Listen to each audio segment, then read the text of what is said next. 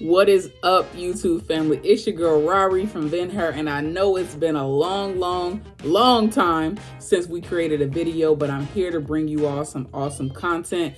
As you all know, we are here to help businesses scale. Stay tuned for this next video where I disclose why I quit my first ever business, the vending machine business. If you're here watching this video right now, I'm sure you're wondering why we quit the vending machine business and sold all of our machines. And I'm here to discuss that. I'm here to talk to you a lot about that today. A lot of people might make reasonable assumptions, right? They might say, was it because of COVID, right? Was it because of lack of scalability? Was it because of people breaking into our machines? Was it because of not having enough product? What was the reason, y'all? And I'm here to tell you, it wasn't one of those things. It was all of them. Many of you all who have started out with us with Vending, you all saw the transition that we made as it pertains to how we started our business as a vending machine company and how we've now transitioned to a content creation and business consulting company, right? Many of you all have a question like, how were we able to start this business in the crux of a panini, okay? In the crux of COVID. In this video, I'm going to discuss with you all how we got the business started, why we got the business started, and I'm also going to discuss with you all if it's profitable and ultimately why we decided to quit. So let's talk about it. How we got the vending machine business started. Me and my business partner, we put $3,700 together and we went and bought 3 machines and a pallet jack. The reason why we bought a pallet jack was because it would be easier for us to scale our businesses instead of just renting out the material each time we got it. We just bought the material to move the machines the first go round, because the person who we bought the vending machines from OfferUp was actually liquidating his business, his vending portfolio. So we were able to buy what he had left, and from there we were able to place our machines. We did not buy those machines until we had our location secured. Why? This is a side note, because we would have to figure out where to store them. At the time, we didn't have like a garage or anything like that, and you would have to pay monthly at a storage unit to keep them stored. So we made sure that we could get most of them put in a location prior to us buying these vending machines.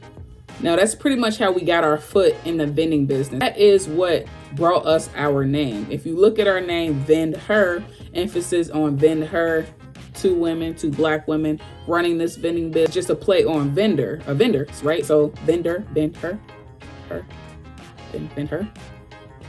Okay, just now that you know a little bit about how Vending got started, let's talk about the reasons why you may or may not want to actually get into this business. First things first is that this business is not as passive as people make it seem.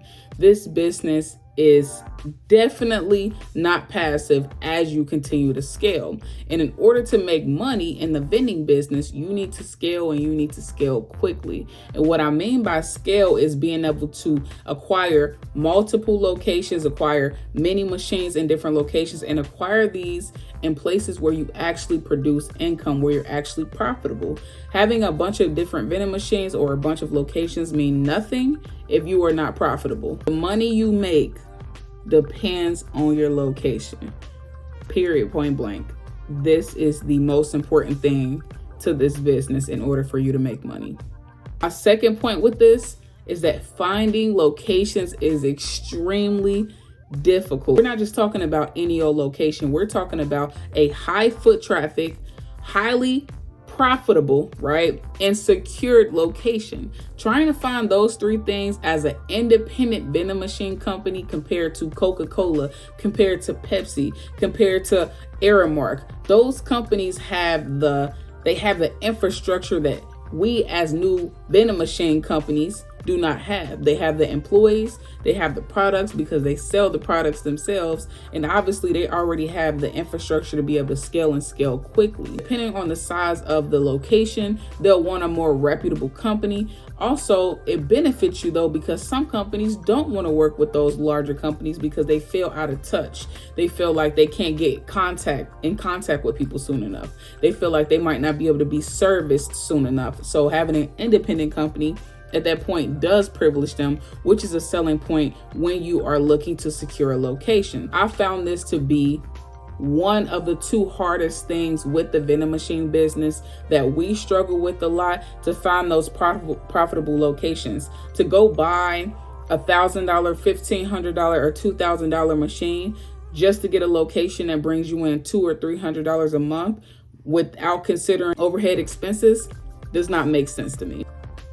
Point number 3, quality machinery for vending is expensive.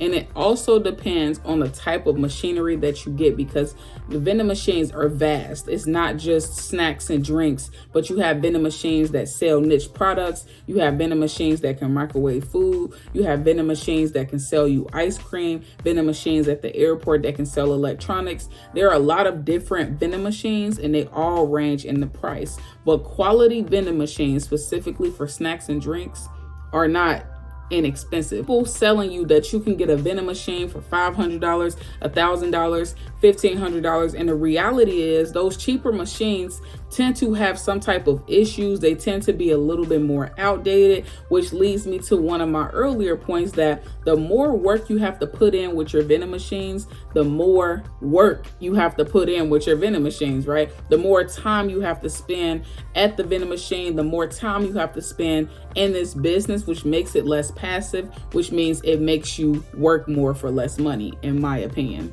Every vending machine is going to have some type of issue, because at the end of the day, you're using technology. You're going to have issues with your bill collector. You're going to have issues with your credit card processor that might be down because it runs off of the cell phone towers around it. You might have issues with an item not being able to vend, something with the motor, is not correctly working. It could be a number of reasons why something did not click in your vending machine. On average, from my perspective, depending on where your vending machine is located, you can get anywhere between $50 to $700 or $800 per month. And that really is a standard location. You have to be honest when it comes to what this looks like in practice and how you actually make money. For the people who are making $1,000 months in their vending locations, they have those few rare locations that do exist, but it's very difficult, especially for us as independent vending machine operating companies, right? Keep in mind, when you're making this $700 or $800 per month from your vending machine, this is gross profit. So it does not take into account your expenses just yet. So when we're thinking about your expenses, such as restocking the machine, your credit card processing fees, insurance, if you have insurance on your machines, the amount of money you have to pay to the people who are the managers or owners of the facility that you're using. So a lot of money can be dished out from your gross profit, which makes this business not as profitable, especially if you're just now getting started and don't have a lot of locations or a lot of machines that can offset that money that you're actually bringing in and the money that's going away. On the plus side though, right? When you're looking at this from a easy way to make money perspective, with the vending machine business, if you're bringing in $500 per month per se, and you put in 10 hours to do that, you pretty much made $50 an hour. Now, I'm not sure how many of y'all getting paid $50 an hour at your job, but I feel confident that it's not most of us, right? So on the plus side, this is a good way to make passive income and get a good amount of it while doing so, depending on how much work you actually have to put in and do so. My fourth point, and this is probably number 2 as issues we had with the vending machine business. Moving vending machines is very trash. Like on a scale of 1 to 10 for ghetto, it exceeds 10. It's like at a 12.5. Like it's at a 12.5 for me. Hardest thing about moving these vending machines is that for most people, they're tall, right? Like if you're 5'5", these vending machines are 6'2", depending on the type of machine you have, 6 feet tall. I'm a pretty tall girl, but these vending machines are a different beast. It's hard to see around them. It's hard to see above them, which makes them hard to move in general. And you know, with vending machines, you're not supposed to tip them over. You're not supposed to even turn them sideways. And so that makes it even harder to move this very, very tall and heavy machinery. Vending machines can be upwards of 900 pounds or more, especially when loaded. So they are very, very difficult to move, which made it very difficult to secure locations as well, because when you're securing a location, you have to think about certain things like, is it on different floors? Do they have an elevator? Are you carrying this upstairs? These are things that most people don't think about, but transporting that vending machine is very difficult. on top of that, there are very few companies that actually move vending machines. That's not a niche thing for most areas. It'll just be movers who generically say that they can move your vending machine, but even they don't know that they're not supposed to tip it over. They actually sold a vending machine that when the person came there to move it, once it had already been out of our ownership, they tilted the vending machine 45 degrees. It started leaking, and they also dropped the vending machine because they didn't know what they were doing while properly moving it. Now, these are things to consider when you're getting a moving company. You want someone who has experience and knowledge with moving these vending machines, because that can easily cause an issue with the vending machines. Once it starts leaking, it gets into the wires in your machinery, and now you have a shortage or electricity problem with your vending machine, and you do not want that, especially with machinery that you've paid $1,500 or $2,000 for. I do not think that the vending business is a bad business at all to get started. I think it's a pretty low risk business, which is a smart thing to get into if you're trying to learn business for the first time around, especially if you have children or younger people that you want to start learning different business acumen and business knowledge from. I think that's a great move. What we were able to do with this vending business was quite impactful and phenomenal. We were able to grow our business extremely fast. We were able to grow a community on Instagram extremely fast of over 17,000 people. We were able to help hundreds of people get their vending machine businesses started and scaled. And it was just amazing how we were able to use digital content, content creation, ebooks, e-courses, and different things to help people who had never owned a business before start and scale their first business. And so that, for me, was the most rewarding piece of this business, specifically because I did not find a lot of joy in the transaction of the vending business. For me, it was just quite a simple business. If you enjoy simple and you don't really want anything complex, this is a great business for you. But I got the most benefit out of the community that I built from this. I hope that this video gave you some more context as to why we personally quit this vending machine business.